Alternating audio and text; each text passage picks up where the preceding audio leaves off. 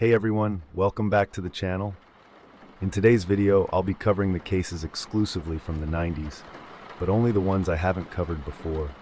I'll also be highlighting some of the most well-known cases from that era, but only as a sort of a reminder that, oh, this happened too, and these will only take 10 to 20 seconds each. And one more thing is that I'll be starting the cases in a different way in this video. I'll start by giving a brief teaser or a hint to build curiosity before diving into the details. And that's it for the intro. Now let's start the video. Enjoy. One night in 1993, at around 3:30 a.m., police were searching the side of a road, not for a person, but for a man's private thing that had been thrown out of a moving car. What unfolded shocked the whole country. This is the case of Lorena Bobbitt, June 23, 1993. John Wayne Bobbitt grew up in Niagara Falls, New York. His mother had problems with drugs, and his father was not around. John was raised by his aunt and uncle. As a young boy, he liked sports and later joined the Marine Corps. Lorena Bobbitt was born in Ecuador. When she was 7, her family moved to Venezuela. In 1986, Lorena came to Virginia on a student visa. John and Lorena met at a Marine Corps dance. John's parents told him not to marry her, but he didn't listen. They got married on June 18, 1989. Lorena was 24 and John was 26. At first, they lived in a house, but they lost it and moved to a small apartment in Manassas, Virginia. After they married, their relationship became very bad. Lorena said John hurt her, forced her to engage in intimate activities she didn't like, and pressured her to have an abortion, even though she was Catholic and didn't believe in it. She also didn't believe in divorce, so she felt stuck. John said Lorena was jealous and would attack him, and if she got hurt, it was only because he was trying to stop her from hitting him. Both of them agreed they had money problems. John kept losing jobs, while Lorena worked in a nail salon and supported them. The police came to their apartment several times because of fights. Lorena even got arrested for shoplifting and taking money from her boss, though she paid it back. A few days before the famous incident, Lorena told people that John was hurting her and went to the police to get a protective order. But she didn't want to wait for the paperwork. At the same time, John said he wanted a divorce, which led to more fights. On the night of June 23, 1993, John went out drinking and came home around 3:15 a.m. Lorena said John assaulted her when he got home. John gave different stories about what happened. Sometimes he said they didn't have any intimate moments. Sometimes he said they did, but it was consensual. After this, Lorena went to the kitchen, grabbed a knife, went back to the bedroom, and injured John in a very sensitive area. She ran out of the apartment with the knife in one hand and the severed piece in the other. While driving, she threw it out of the car window because it was hard to drive while holding it. She went to her workplace and told her boss what happened. The police found what had been severed, placed it on ice, and took it to the hospital, where doctors were able to reattach it. Lorena told the police at first that she did it because John was selfish in bed and didn't care about her feelings. Later, she said she didn't remember attacking him. John was charged with assault, but was found not guilty. Lorena was charged with malicious wounding, but was found not guilty because the jury believed she acted out of insanity. She spent about 45 days in a mental hospital and was released. They divorced in 1995. Lorena was later arrested for hitting her mother but was acquitted. She eventually found a new partner and had a child. John had many problems after the incident. He was arrested several times for hurting women, went to jail, and had health problems. He even worked at a business in Nevada that catered to adults for some time. This case became very famous and got a lot of media attention. Some people saw Lorena as a hero for standing up to abuse, while others thought she went too far. Both John and Lorena hurt each other in many ways, and their story became an example of a very toxic relationship. Jeffrey Dahmer was arrested in 1991. He was a serial killer and cannibal who murdered several men and kept them in his apartment. Most people already know his story, one of the most disturbing cases of the decade. What police found in his apartment made headlines all over the world. She was just a little girl at a sleepover, giggling about pop stars, arguing over where to sleep. A few hours later, she was crawling barefoot through the cold, unable to speak, trying to save her best friend's life. This is the case of Krystal Surles, December 30th, 1999. Krystal was just a happy little girl, excited to move to Del Rio, Texas, with her mom and two younger sisters. She was especially happy because her best friend, Katie, lived right next door. On December 30th, 1999, Krystal stayed at Katie's house for a sleepover. The girls stayed up late, giggling, talking about their favorite singers like Britney Spears and NSYNC, and arguing about where to sleep. It was supposed to be a fun night, but around 3 in the morning, Krystal woke up to a horrible scream. At first, she didn't know what was happening. Then she saw a scary man with messy dark hair, a big beard, and cold, mean eyes. He was holding Katie with one hand over her mouth and a knife to her neck. Katie told Krystal to go get her mom, but before she could move, the man attacked Katie with a knife, hurting her neck and striking her repeatedly. She collapsed to the floor, gasping for air. Krystal was terrified but stayed very quiet, pretending to sleep so the man wouldn't notice her. But when he was leaving, he saw her lying on the top bunk. He came back, told her to move her hands from her neck, and then attacked her on the neck as well. Somehow, Krystal stayed alive. She fell to the floor, pretending to be dead, and waited until the man left. When she was sure he was gone, she crawled to Katie, who was still gasping, but then went quiet. Krystal realized she needed to find help before it was too late. Even though her throat was hurt and she couldn't talk, she crawled outside in the cold, barefoot and in pajamas, and walked toward the nearest house with a light on. She banged on the door until a man opened it. She couldn't speak, so she wrote messages saying the Harris family, Katie's family, needed help and begged them to hurry. She even wrote this note asking if she will even live or not. She was rushed to the hospital by helicopter. Doctors found that her windpipe and vocal cords were cut. She couldn't talk but managed to tell the police what happened by writing on paper. She even gave a description of the man, and a sketch artist drew his face. A family friend recognized the man as Tommy Lynn Sells. Police arrested Tommy 2 days later at his trailer. Strangely, he didn't fight or run away. In fact, he even said, "I'm glad I finally got caught." He confessed to killing many people and showed police exactly what he did that night. He even admitted to killing at least 22 people over 20 years. 9 months later, Krystal had to testify in court. She was very scared because she had to sit near Tommy and tell everyone what he did. But she stayed strong, remembering Katie and wearing a special ring another survivor gave her for courage. She told the jury how Tommy attacked them and how she pretended to be dead to survive. Because of Krystal's bravery, the jury found Tommy Lynn Sells guilty of murder and gave him the death penalty. Krystal helped stop him from hurting anyone else. Even though she lost her best friend and went through something very sad and scary, Krystal grew up to be a strong and caring person. She became close to her sisters, finished school, and honored Katie's memory every day. Aileen Wuornos was caught in 1991.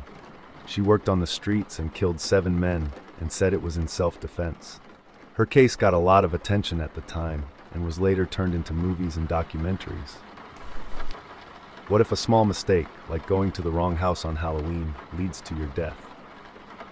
This is the case of Yoshihiro Hattori, October 17, 1992. Yoshihiro Hattori was a 16-year-old boy from Japan.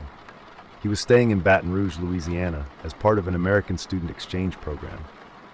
On the night of October 17, 1992, at around 8:30 p.m., Hattori and his host brother Webb Haymaker, who was also 16, were going to a Halloween party for Japanese exchange students.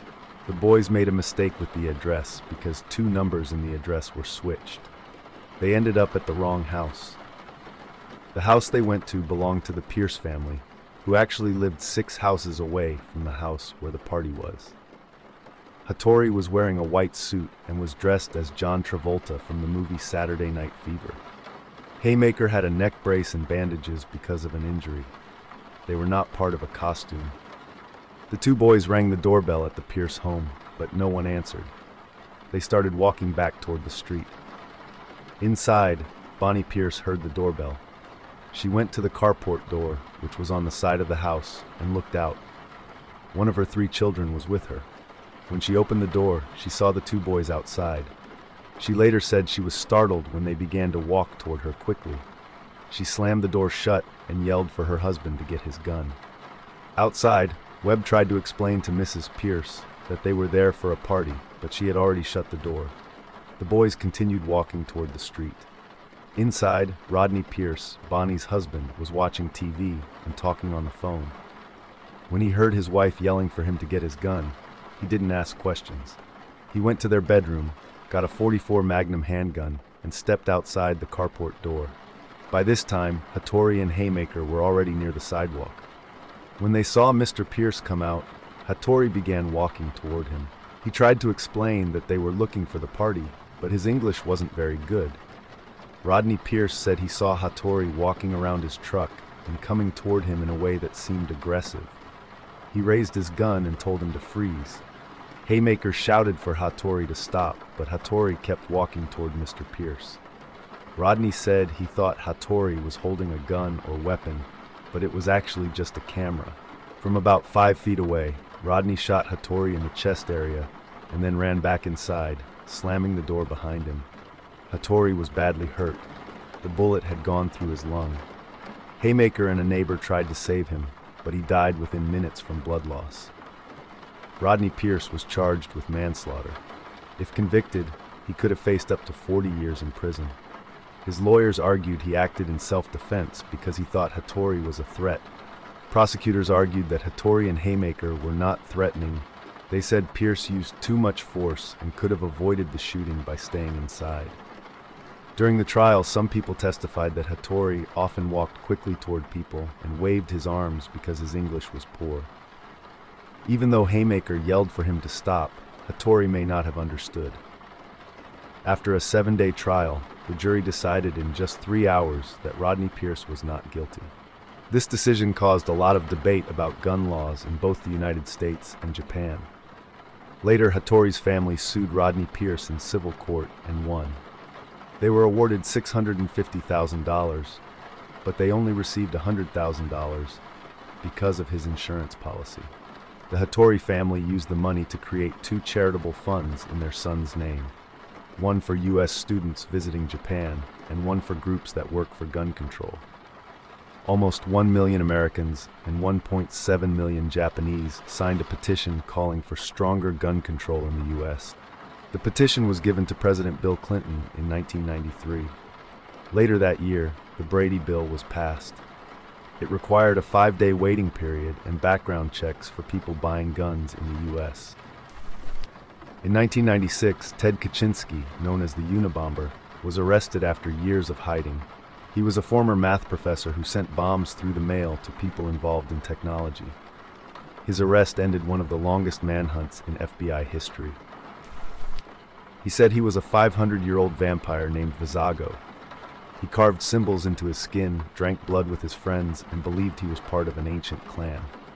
But in 1996, fantasy turned into murder. This is the case of Rod Ferrell and the Vampire Clan, November 25, 1996.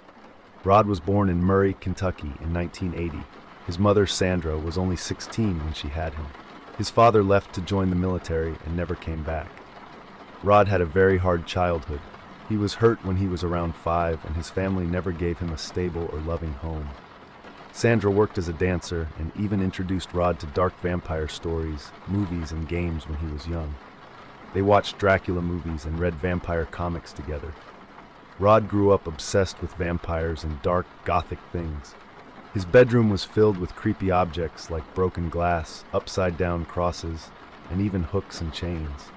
He carved an upside-down cross into his chest and called himself a 500-year-old vampire named Visago. He also played vampire role-playing games and believed he was really a vampire. By the time he was a teenager, Rod had formed a group of friends who felt like outsiders too. They called themselves a vampire family. They met in an old abandoned building in the woods they called the Vampire Hotel. There, they drank each other's blood, did rituals, used drugs, and pretended to be vampires. Some of the members of the group were Scott Anderson, his best friend, Chastity Kesey, his girlfriend, Dana Cooper, another friend, and Heather Wendorf. Heather became very close to Rod. She told him she was unhappy at home and that her parents were mean to her. Rod became obsessed with her and decided to save her from her parents. On November 25, 1996, Rod and his group drove from Kentucky to Florida, where Heather lived. Heather gave Rod the keys to her house so they could steal her family's car and run away to New Orleans to start their vampire life together. But instead of just taking the car, Rod and Scott broke into the house while Heather's parents were home. Rod killed Heather's father by hitting him more than 20 times with a crowbar. When Heather's mother came in and tried to stop him by throwing hot coffee at him, he killed her too. Rod later said he hurt her until the damage was beyond recognition. Afterward, Rod and Scott stole jewelry, credit cards, and the family car. Heather didn't know her parents had been killed until later. 4 days after the murders, the police caught Rod and his group. Rod first denied everything and claimed another vampire gang framed him. But with so much evidence against him, he finally confessed. He was sentenced to death, which later was changed to life in prison because he was under 18. His friends also went to prison, though they got lighter sentences. People everywhere were shocked by the case. Reporters from all over the world came to cover it. Rod said he believed drinking blood was like a holy ritual. Before the murders, he was unkind to animals at a shelter and caused harm to many dogs.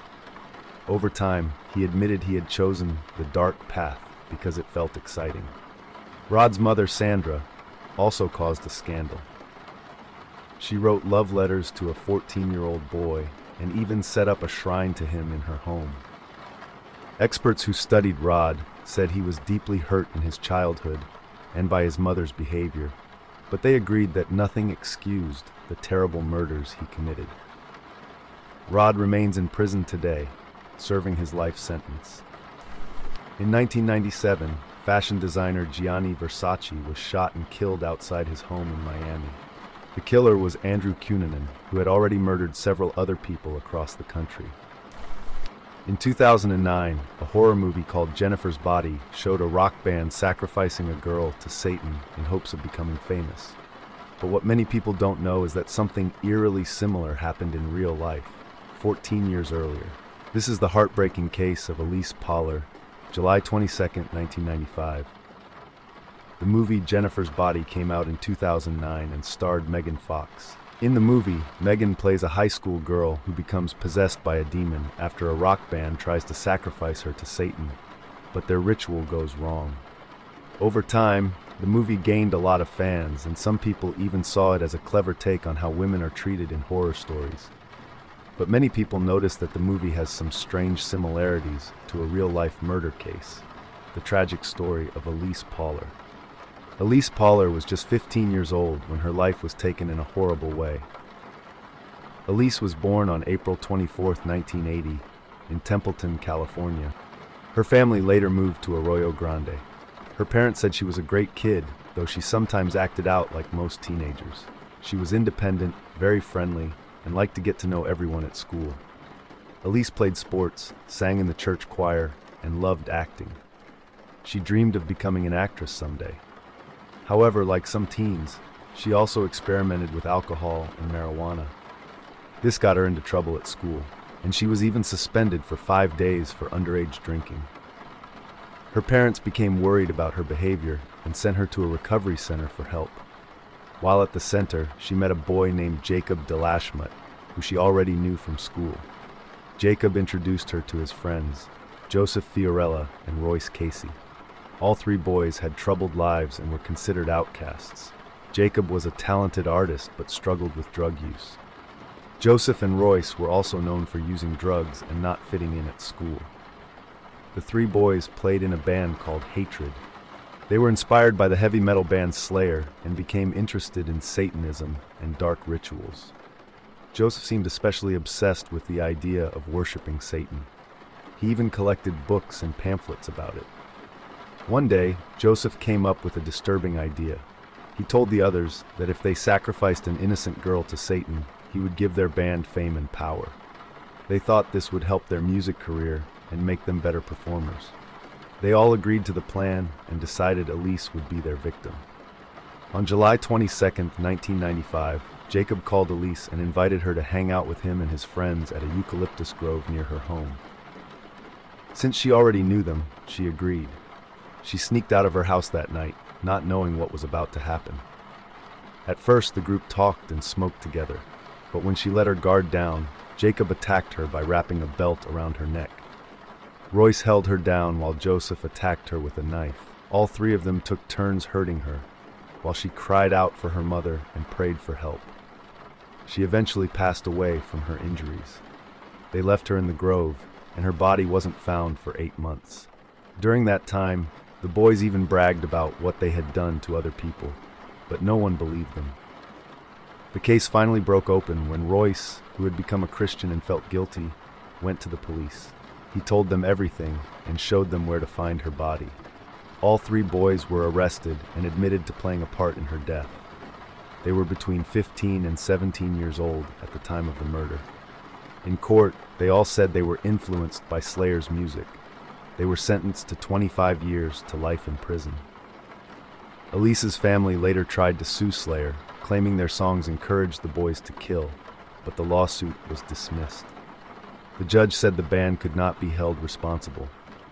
Elise's death caused her family a lot of pain for many years. They also suffered financially because her father struggled to work after losing her. Whether it was because of dark music or a twisted obsession, what matters is that Elise's young life was taken in the cruelest way, just as it was beginning. The O.J. Simpson trial took place between 1994 and 1995. He was a former football star accused of killing his ex-wife Nicole Brown and her friend Ron Goldman. It became one of the most famous court cases ever, with the verdict dividing the public. In the end, he was found not guilty in the criminal trial. In the summer of 1997, an 18-year-old college student flew to San Francisco to chase a dream. She had a scholarship, 2 jobs, and a camera slung over her shoulder, ready to explore the world. But just weeks after she arrived, she vanished without a trace. This is the disappearance of Kristen Modafferi, June 23, 1997. Kristen Deborah Modafferi was born on June 1, 1979, in Danbury, Connecticut. Her parents were Bob and Debbie Modafferi, and she had 3 sisters named Allison, Megan, and Lauren. When Kristen was 10 years old, her family moved to Charlotte, North Carolina, to start a new chapter in their lives.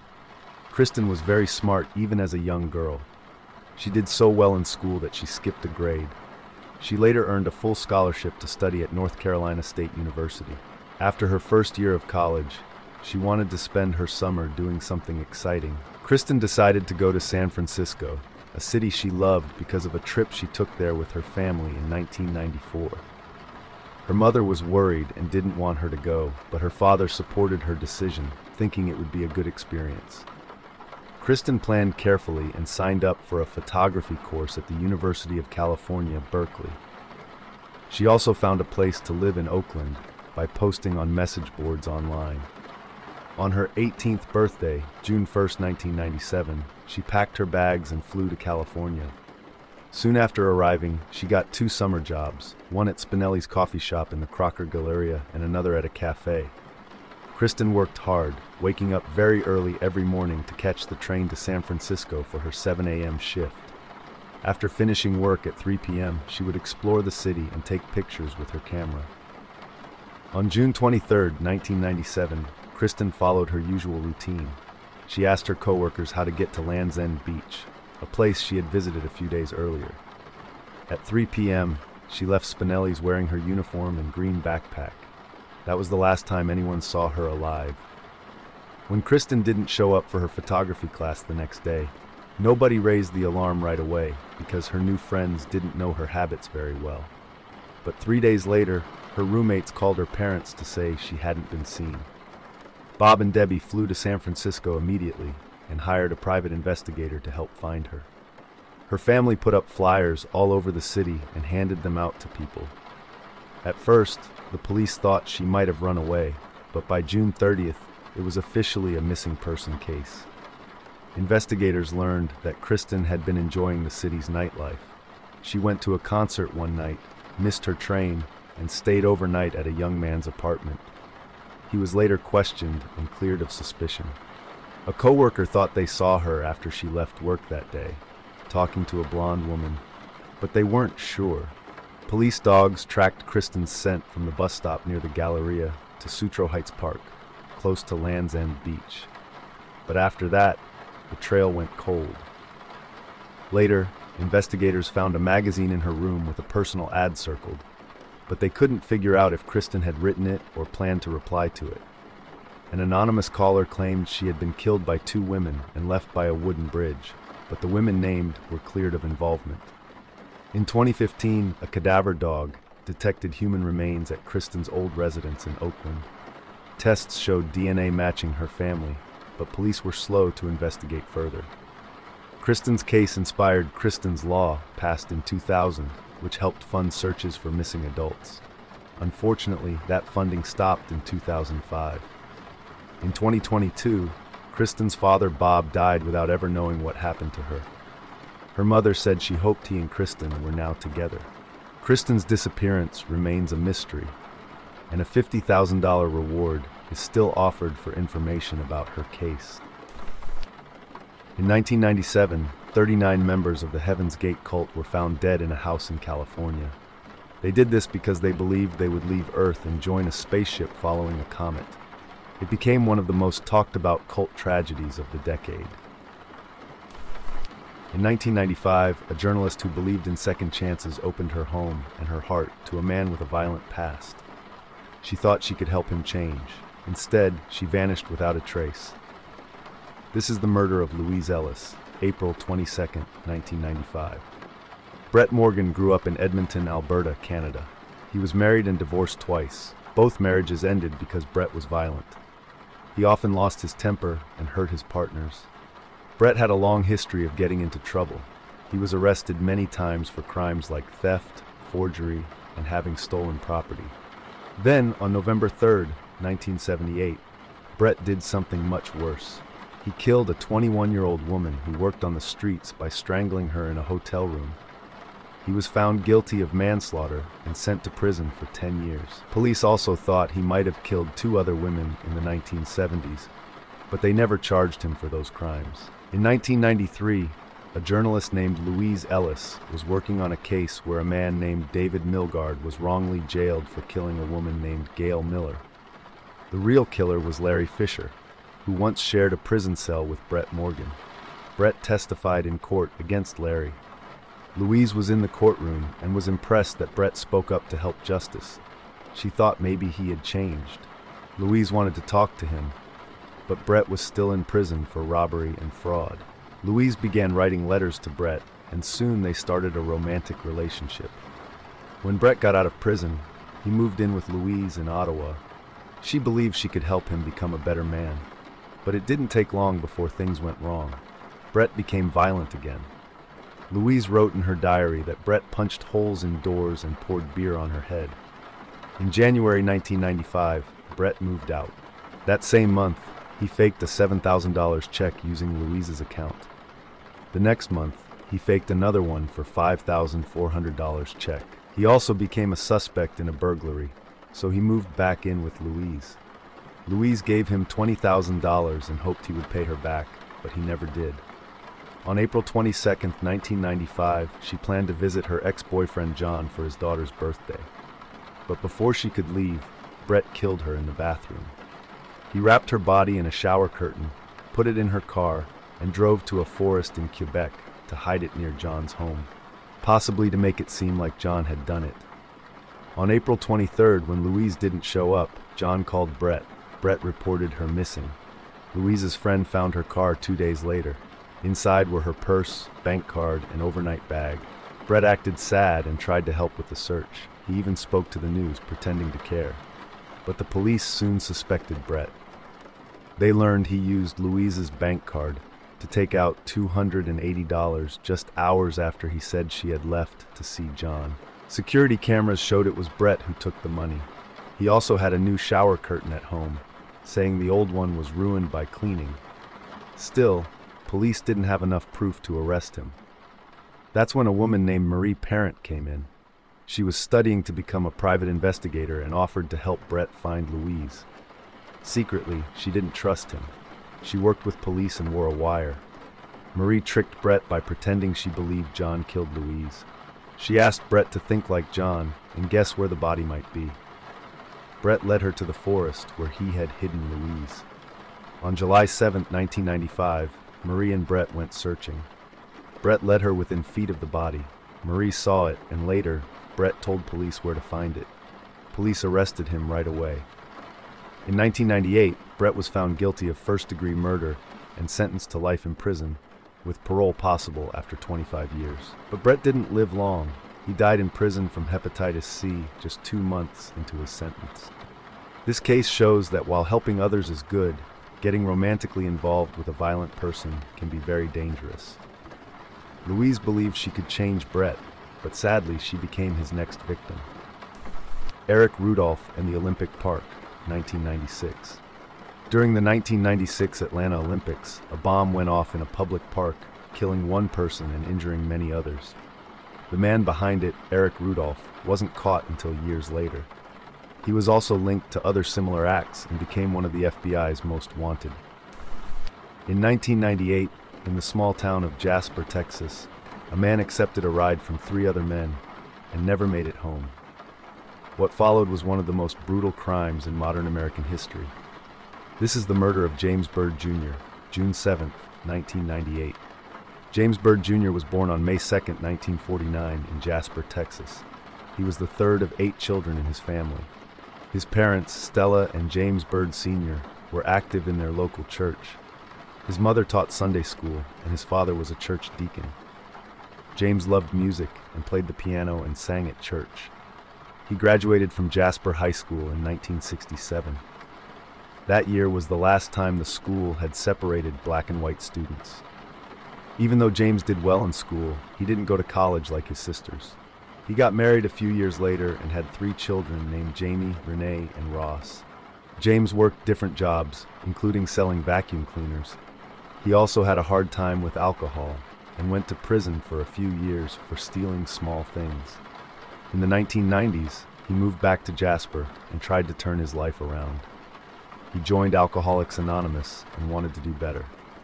His friends and family said he was a kind man, full of joy, who loved to make people smile with his music and personality.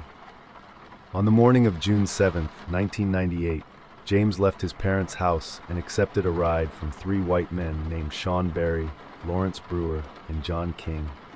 They did not take him home. Instead, they drove him to a quiet, empty area outside of town.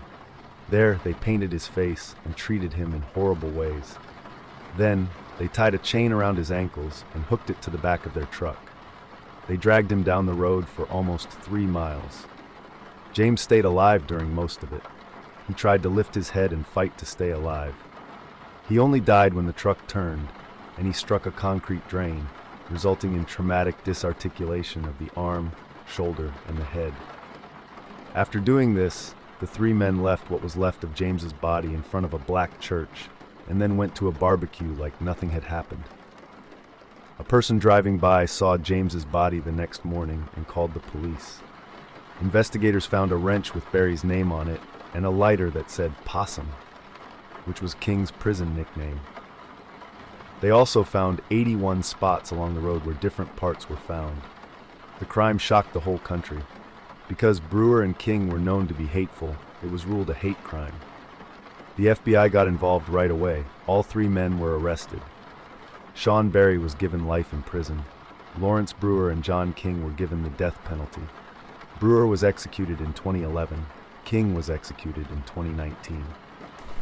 The Isabella Stewart Gardner Museum Heist, 1990. In 1990, 2 men dressed as police officers stole 13 pieces of art from a museum in Boston. The stolen works were worth hundreds of millions, and none of them have ever been found. It's still the biggest art heist in U.S. history. A kind family of 4 stopped at a Tennessee rest area to stretch their legs. Minutes later, they were forced into their own van at gunpoint, and only one of them would make it out alive.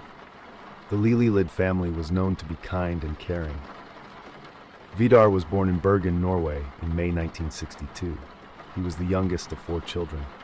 In his 20s, he moved to Florida, where he met Delphina, a woman from New Jersey born in 1969. They got married in 1989 and had their first child, a daughter named Tabitha, in 1990. Wanting a quieter life away from the city, they moved to Knoxville, Tennessee. In 1995, they had a son named Peter. By the end of 1996, they had moved into their dream home in the Powell area. Vidar worked as a bellman at a hotel, while Delphina stayed home to homeschool their kids. They were deeply religious and followed the Jehovah's Witness faith. On April 6, 1997, the family attended a religious convention in Johnson City. On their way back, they stopped at a rest area along Interstate 81 so Peter, who had an earache, could walk with his dad. Delphina and Tabitha went to use the restroom and talked briefly with a friend they saw there. While at the rest area, Vidar began talking to a group of young people about his religion. At first, the group listened politely. But then everything changed.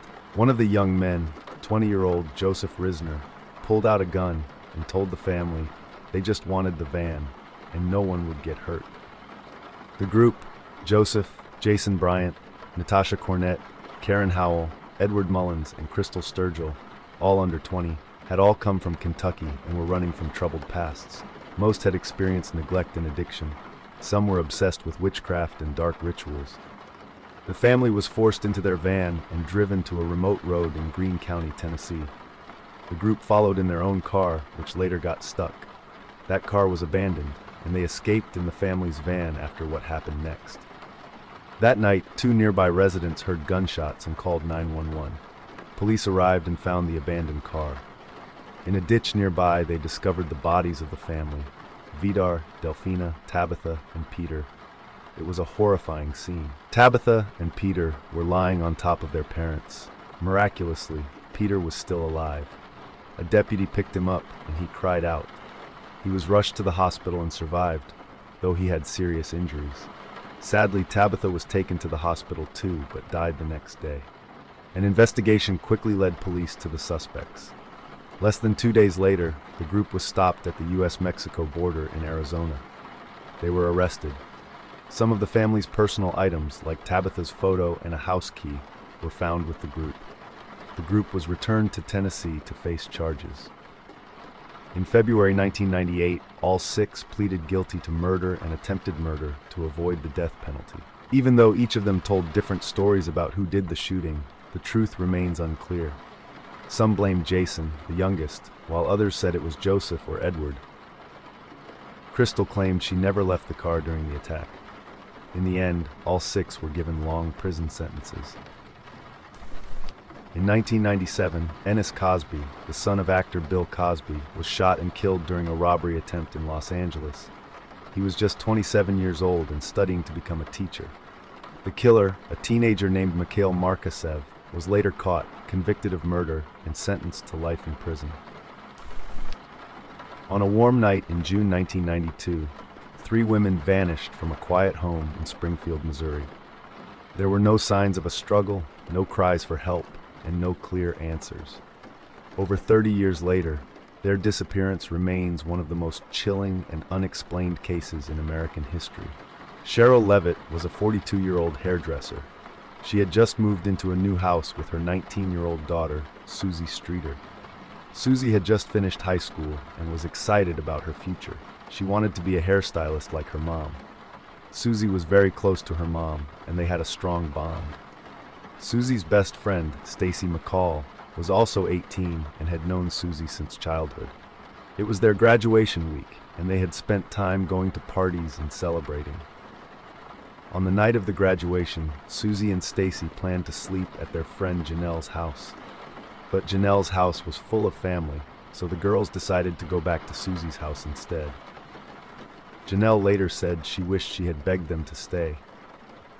The next morning, Janelle woke up but didn't get a call from Susie or Stacy. She tried calling them, but no one answered. She got worried and went over to Susie's house. When she arrived, she noticed the glass cover on the porch light was broken, but the bulb was still fine. She knocked and yelled for them, but got no answer. So she went inside. At first, the house looked normal, but something didn't feel right. The family dog, Cinnamon, was very upset and barking a lot. Also, Susie and her mom's cigarettes and lighters were still on the table. They never left without them. This made Janelle even more worried. Stacy's mom, Janice, couldn't reach her daughter either. She drove to the house and called the police. The police said they would file a missing persons report. But what shocked Janice the most was when the officer asked her to get their dental records. That made her fear the worst. The women seemed to have vanished without a trace. Weeks passed with no answers. Then a strange tip came in. A man named Robert Cox became a person of interest. He had a history of crime. In 1978, he was charged in the murder of a young woman in Florida. He was found guilty and sent to death row, but later his sentence was overturned due to lack of evidence. After that, he returned to Springfield, Missouri. Police looked into Cox's whereabouts on the night the women disappeared. He said he was at a golf event and then stayed at his parents' house. His girlfriend also said he took her and her child to church the next morning. So police could not prove he was lying. Years went by. In 1995, Cox gave a chilling interview while he was in prison in Texas. He said he knew the 3 women were dead. He didn't say how he knew, but he seemed confident. He also said their bodies were close to Springfield. Some people believe Cox was trying to get attention. Others think he might know more than he's saying. Police never charged him in the case. Over the next 19 years, investigators followed more than 5,000 tips and searched many places, including woods across the Ozarks. Still, no trace of the women was ever found. To this day, the mystery of the missing women from Springfield remains unsolved. In 1999, 2 students carried out a tragic attack at Columbine High School in Colorado. They took the lives of 13 people before their... It became one of the most heartbreaking and widely discussed school tragedies in U.S. history. He was just 4 years old, walking to a summer park program by himself for the very first time. But Derek Roby never made it, and what happened to him in a quiet New York town left even seasoned investigators stunned. This is the murder of Derek Roby, August 2nd, 1993. Eric Smith was born in Steuben County, New York on January 22nd, 1980. In 1993, he lived in the small town of Savona, New York, with his parents and younger sister. Savona had only about 800 people. Eric's older sister had already moved out. Eric had a hard childhood. He had speech problems and threw big temper tantrums where he would bang his head on the floor.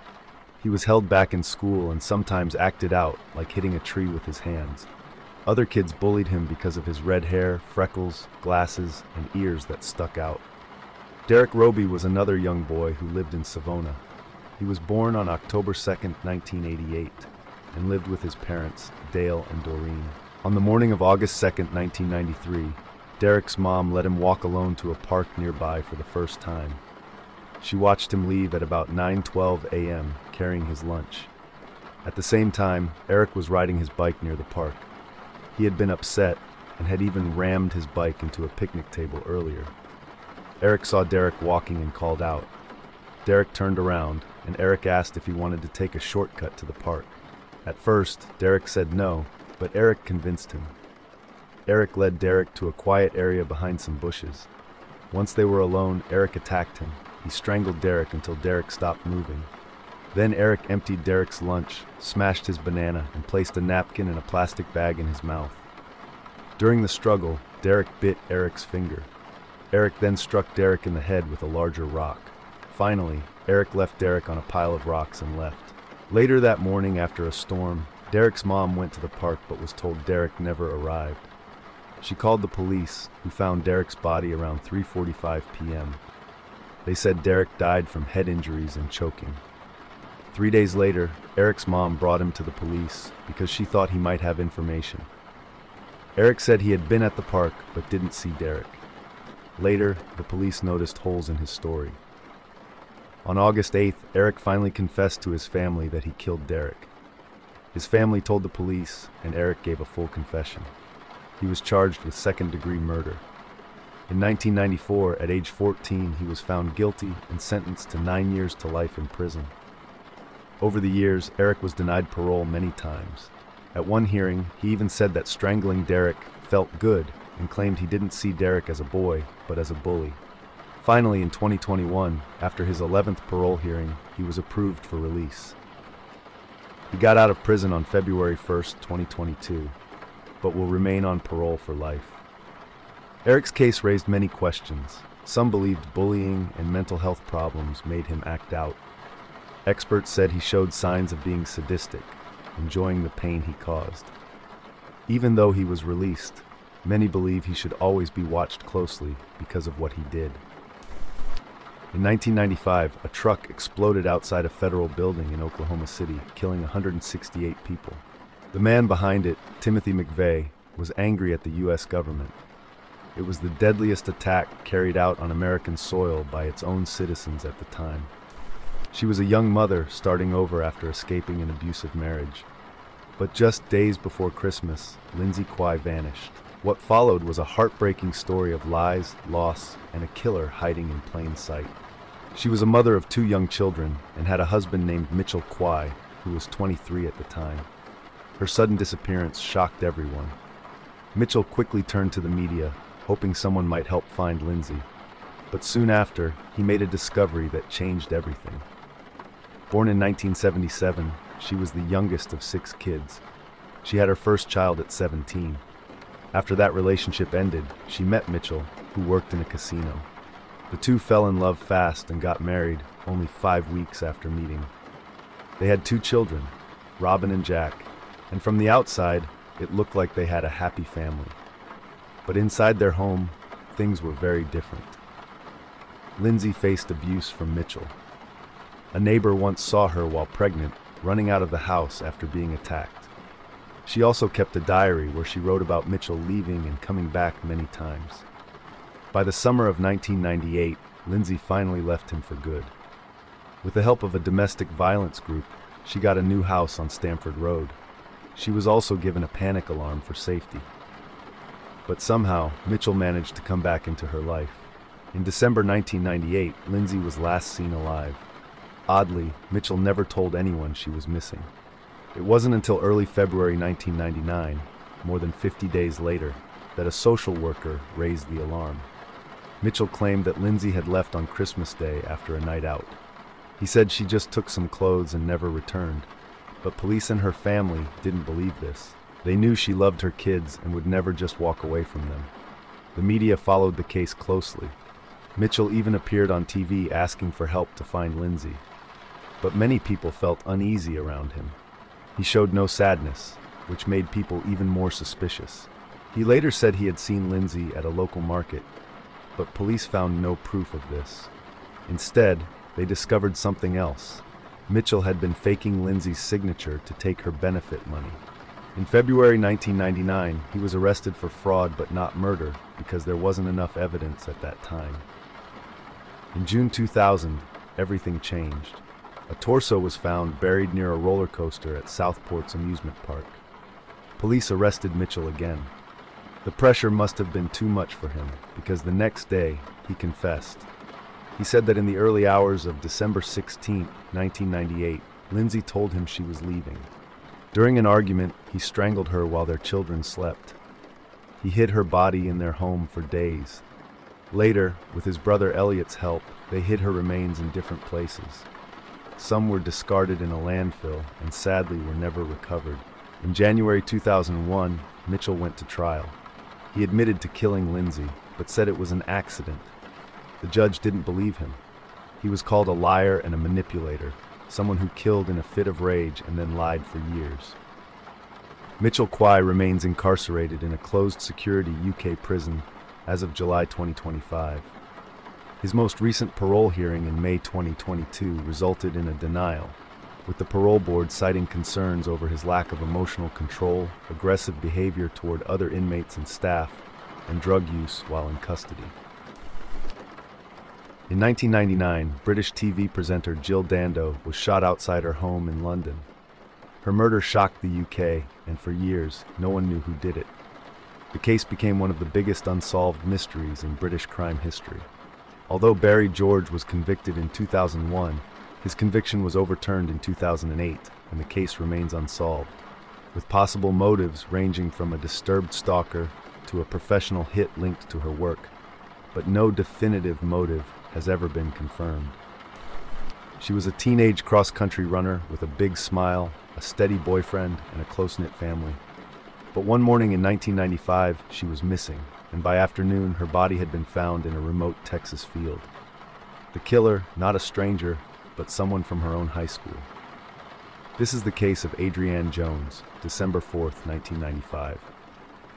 She was well-liked, a good student, worked part-time at a restaurant, and ran on the cross-country team. She lived with her parents and two younger brothers, and they were a very close family. Her parents had some rules to keep her safe, like no phone after 10 p.m. and not allowing her boyfriend Tracy to visit the house. On the morning of December 4th, Adrienne's mom noticed something strange. Adrienne's alarm was ringing, but she wasn't in her bed. Her shoes were still at home, and her bed looked untouched. Worried, her mom called the school and her workplace, but Adrienne wasn't there. That's when she called the police. That same morning, about 10 kilometers away, a farmer noticed a broken fence and found a girl's body in a field. She had been hit in the head and shot. Police sent the body for autopsy and later confirmed it was Adrienne. The town was in shock. The police first spoke to Adrienne's parents. They said the night before had seemed normal. Adrienne did her homework, spoke to her boyfriend on the phone, and also mentioned getting a call from someone named David on her cross-country team. So, the police went to question David Graham. David was a smart, well-behaved 17-year-old with dreams of becoming a pilot. He was also in the Civil Air Patrol. When police asked about the call, David said he didn't call Adrienne and spent the evening studying with his girlfriend. His story checked out, so he was no longer a suspect. Next, they spoke to Tracy, Adrienne's boyfriend. He said she did get another call that night, but told him it was from someone named Brian McMillan, a student who had a crush on Adrienne. He had followed her and made her uncomfortable. Police questioned Brian, but he had mental health and memory problems. At one point, he mentioned Adrienne was hit on the head, a detail not made public. That raised suspicions. He was held for a while, but later passed a lie detector test and was released. The case went cold for several months. Then, in August 1996, police got a call from the Naval Academy in Maryland. A student there, Diane Zamora, had told her roommates that her boyfriend, David Graham, had killed a girl for her. Shocked, the academy contacted the Mansfield police. Police were surprised to hear David's name again. David and Diane had been dating since 1995. They were both smart and ambitious, and had even gotten engaged. But their relationship was very intense, and Diane was very jealous. She believed David had cheated on her with Adrienne. David had once told Diane that he had been with Adrienne, and Diane became furious. She told David the only way to fix their relationship was to get rid of Adrienne. Shockingly, David agreed. On the night of December 3rd, David picked up Adrienne, saying he needed to talk. Diane was hiding in the car's trunk. When Adrienne got in, they drove to a remote area. Diane jumped out, shouted at Adrienne, and accused her. A fight broke out. Diane hit Adrienne with a weight. Adrienne tried to run but collapsed. David then shot her twice. The two teens cleaned up and acted like nothing happened. But Diane later told others, and David eventually confessed. Both were arrested and tried separately. They were found guilty and sentenced to 40 years in prison. They will be eligible for release in 2036. All three teens had bright futures, but jealousy and anger led to a tragic ending. One life lost, and two others ruined forever. In 1995, members of a cult released deadly sarin gas on the Tokyo subway during rush hour. 13 people died, and thousands were injured. The attack was planned by the group's leader, who hoped to derail impending police raids and trigger an end-of-days conspiracy to overthrow the government. It was the start of a new school year, backpacks, football games, dorm move-ins. But by the end of that week, 5 students were dead. A college town filled with excitement had turned into a place of fear. This is the case of Danny Rolling, the Gainesville Ripper, August 1990. When people think of classic horror movies, one of the first that comes to mind is Scream. What many people don't know is that the movie was inspired by a real-life tragedy. the Gainesville student murders that took place in Florida in 1990. While Scream became famous for its scary scenes, the real events had a much deeper and more painful impact on the Gainesville community. In late August 1990, students were returning to the University of Florida for a new school year. The campus was full of life. Students were moving in, going to class, and getting ready for football season. But hidden in the middle of all this excitement was something terrible. The first victims were 18-year-old Sonja Larson and 17-year-old Christina Powell. They lived in an apartment near campus. On August 24th, the killer broke in, attacked, and murdered them. Their bodies were found 2 days later. The next day, the killer entered the apartment of 18-year-old Krista Hoyt. She wasn't home at the time, so he waited for her to return. When she did, he hurt and killed her in a more shocking way than the first two. On August 27th, the last two victims were found, Manuel Manny Taboada and Tracy Paulus, both 23 years old and students at UF. The killer fought and killed Manny first, then hurt and murdered Tracy. After the murders, Gainesville was in panic. Nearly 34,000 people left the area, and many students dropped out or transferred to other schools. The university closed for a week. Students who stayed slept in groups, locked their doors, and kept weapons nearby. The once busy and happy campus became quiet and empty. Soon after, police arrested a young man named Edward Humphrey. He lived near the first victims and was known to act strangely. But after DNA testing, police realized he was not the killer. Later, in a nearby town called Ocala, police arrested a man named Danny Rolling for robbing a grocery store. Investigators found that he had committed similar murders in Louisiana. DNA testing confirmed that Rolling was the Gainesville Ripper. He later admitted to the murders. In his interviews, Rolling claimed that a demon named Gemini told him to kill, a story similar to a character from the movie The Exorcist III. In 2006, Danny Rolling was executed for his crimes. Even though time has passed, the memory of the 5 victims lives on. Students and the community created memorials to remember them. One of the most well-known is the 34th Street Wall in Gainesville. The Scream Murder, 1998. In 1998, 2 teenage boys in Florida killed one of their classmates, claiming they were inspired by the movie Scream. The media called it the Scream Murder because of how closely it seemed to follow the film. In Australia, parents still remember the name Mr. Cruel, a masked man who kidnapped girls from their homes, then vanished without a trace. In 1991, one of those girls never came home. This is the unsolved case of that girl. Mr. Cruel's first known crime happened on August 22, 1987, in a place called Lower Plenty. Early in the morning, around 4 a.m., he quietly broke into a family's home. He had both a knife and a small gun. He tied up the parents and locked them in a closet. He tied up the son as well. Then he took the young daughter, but before he left, he also cut the phone line so they couldn't call for help right away. The next incident was on December 27, 1988, in Ringwood. This time, he broke into another home at around 5:30 a.m. He tied up and gagged the parents, and then took their 10-year-old daughter, Sharon Wills. He covered her eyes and drove away with her. Fortunately, he let her go about 18 hours later and left her at a schoolyard where she was found safely. On July 3, 1990, in Canterbury, he broke into a home late at night and took a 13-year-old girl named Nicola Linus. He kept her in another house for about 2 days before letting her go at a power station. The most tragic case happened on April 13, 1991, in Templestowe. That evening, he broke into a house where a 13-year-old girl named Carmen Chan was looking after her younger sisters while their parents were working at their restaurant. Mr. Cruel forced the younger girls into a closet and took Carmen with him. Sadly, she did not come back home. Almost a year later, her remains were found in a field. She had been killed. Police found a message spray-painted on the family car, but they believe this was just a trick to confuse them and not the real reason for the crime. Police believed at first that Carmen might be returned safely, just like the other girls. But this time that did not happen. After her disappearance, police formed a special team called the Spectrum Task Force to try to solve the case and catch Mr. Cruel. They searched tens of thousands of homes, interviewed thousands of people, and followed many leads, but they were not able to find him. Even today, he has not been caught.